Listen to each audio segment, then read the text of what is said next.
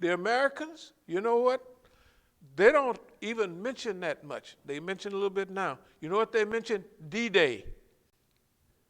You know when D-Day comes, June 6, 1944, the war is almost won. By June 1944 to June, the war is going to be over in Europe in less than a year after that, right? The Germans are whipped by the Russians. 5 out of 6 Germans that was killed by Russians in the whole war. 5 out of 6 Germans that was killed in the war was killed by Russians. But you hear about D-Day. They had the longest day. They have all those programs, John Wayne, right? Yeah, Hollywood, man.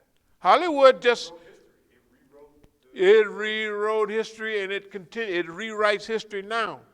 And if we don't fight this one right, we'll be rewritten. If we follow the script they got in mind, that's why our script is different. We wrote our own script from studying history, from getting an understanding of it. That might be why we're the only ones fighting it. Ain't nobody else doing nothing in America. Nobody that I know of. I just can't find them. They probably here, but I can't find them. They're standing up to the United States government. They're sticking it in his face. Just having these programs.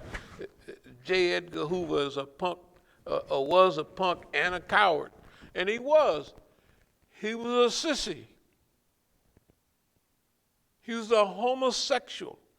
He was a cross-dresser, and so was his deputy. They hung out together, all right? So now, that's why on How to Punk the FBI, we would say how to bring the sissy out of your local Think about it. That's what we've been hitting at all the time. That's deep. I didn't even. No, okay. All of these things have stage 1, stage 2 development. Why? Because this is protracted. We're not in a hurry. Why you think we can do? Now, let me try to get back in focus. All the way down on the trip to Florida last week, I'm going over what we're dealing with now. And this is way up in stages. We're way up there in stage after stage. But you got to think about this now. We're here, although we may be isolated from the country and people have their eye on us. And people are encountering us. Okay. Whether they know it or not, they're learning things from us. Okay. There's a tipping time. And that tipping time is coming close. A tipping time when boss man is not as bad as they thought he was, right? And he has chinks in his armor, right? You can see all of that now. The big American system. Donald Trump did a great job. He exposed the American weaknesses, right? And they brought white people to come here. Suppose somebody would have had some niggas here talking about the attack the Congress, black lives, right? Where would they be? Where would they be? I'm just asking you. Would they have excuses? We didn't know what to do. We didn't. Oh, no. There's one thing. Here's what you do with niggas. Shoot. Right? You don't have to ask no questions. What the white folks say, shoot first and ask questions later, right? If it was Negroes down at the White House, right? Them Negroes down there at Capitol Police would have knew what to do. Well, it was so much confusion. If it was niggas, it wouldn't be no confusion.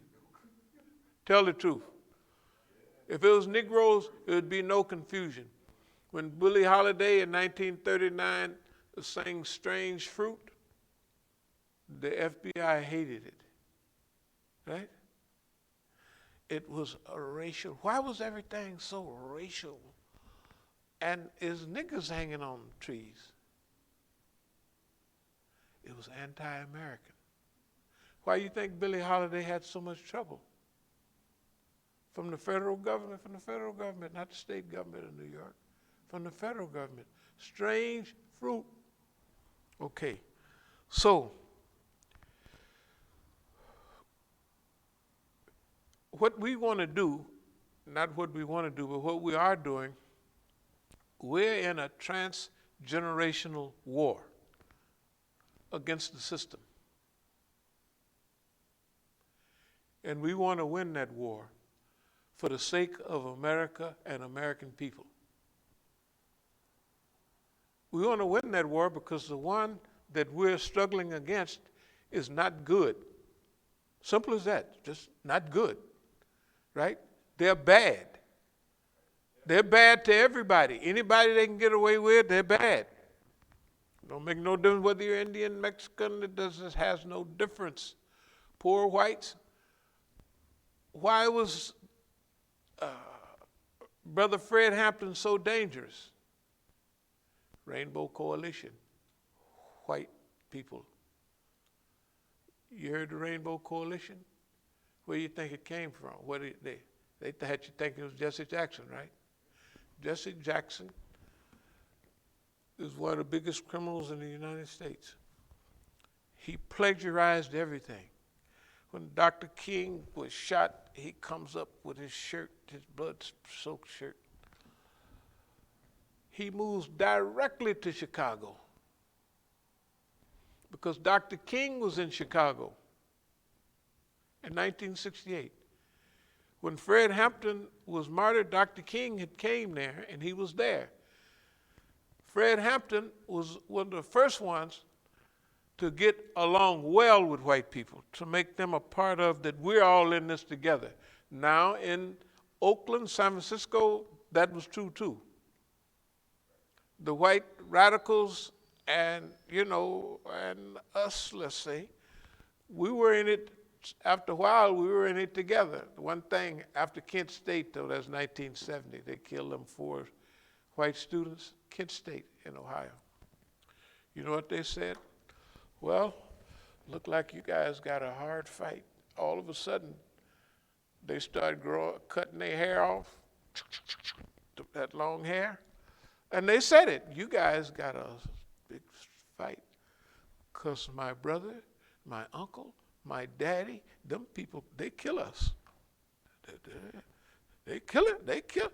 And this is nice for running around, but I don't like to see people splattered out on the ground, dead. You know what I mean? In other words, they were in it, but they were in it for the short run, for the run that is not too dangerous. You see what I mean? That's what they're in there for, but they were not in it for death. You know what I mean? Yeah, they wasn't there for death. Okay, let me get back to, so I had to mention Stalingrad because would you close that door? Yeah, because I'm not going to mention all I got all these pages and so I'm going to try to slow down a little bit. Walaikum salam. I'm going to get back to satire, satirizing the system. J. Edgar Hoover, cross-dresser, punk, coward, and he killed any black men that had that male stuff, just he hated black people, and he hated black males because he was a sweetie pie. He was just a sweetie pie, and he hated them because they stood for an ideal that he wasn't. But his FBI stood for that, the strong white man, right?